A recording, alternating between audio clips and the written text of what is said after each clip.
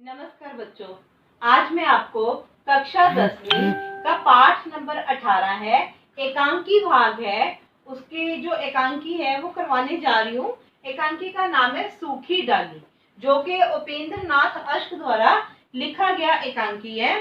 तो सबसे पहले मैं आपको उपेंद्र नाथ अश्क जी के बारे में बताऊंगी, आपको लेखक परिचय बताऊंगी, फिर हम बाद में एकांकी का पाठ परिचय पढ़ेंगे कि एकांकी में है क्या। ठीक है, पहले हम लेखक के बारे में जानते हैं।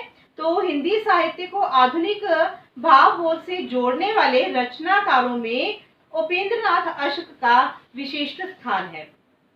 इनका जन्म 14 दिसंबर 1910 ईस्वी को जालंधर में हुआ। ये एक सफल कहानीकार व उपन्यासकार ही नहीं, एक प्रतिभाशाली एकांकीकार भी हैं। यूं तो इनके एकांकियों की विषय वस्तु जीवन के विभिन्न क्षेत्रों से ली गई है, परंतु पारिवारिक जीवन इनका मुख्य क्षेत्र है। अभिनेता के प्रति अश्क जी काफी सजग रहे हैं। इसी उद्देश्य से उन्होंने लंबे रंग निर्देश भी दिए हैं, इसलिए इनके प्राय सभी एकांकी सफलतापूर्वक मंच पर खेले जा सकते हैं।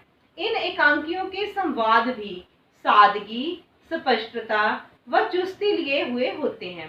पात्रों का चरित्र चित्रण करते समय भी अश्क जी उनके भीतरी तनाव को अभिव्यक्ति देने का सफल प्रयास करते हैं। इनकी रचनाएं हम देखते हैं कि रचनाएं कौन कौन सी हैं। सबसे पहले एकांकी संग्रह है देवताओं की छाया में, चरवाहे, पक्का गाना, पर्दा उठाओ पर्दा गिराओ, अंधी गली, साहब को जुकाम है, 25 श्रेष्ठ एकांकी आदि। नाटक, इनके नाटक कौन कौन से हैं?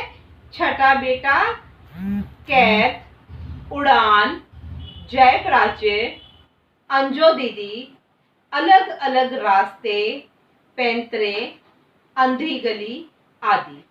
इनके उपन्यास हैं सितारों के खेल, गिरती दीवारें, गरम राख, बड़ी बड़ी आंखें, पत्थर अल पत्थर, शहर में घूमता आईना, एक नन्ही कंदील।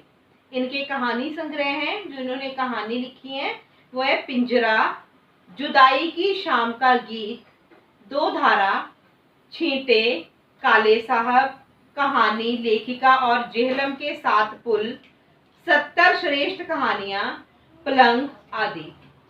अब देखते हैं कि इनका पाठ परिचय, कि जो सूखी डाली है इसमें एकांकी में लेखक ने क्या हमें प्रेरणा दी है।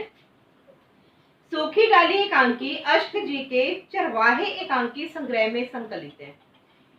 यह एक पारिवारिक एकांकी है जिसमें संयुक्त परिवारों के भीतरी सच की एक प्रमाणिक झांकी अश्क जी ने प्रस्तुत की है।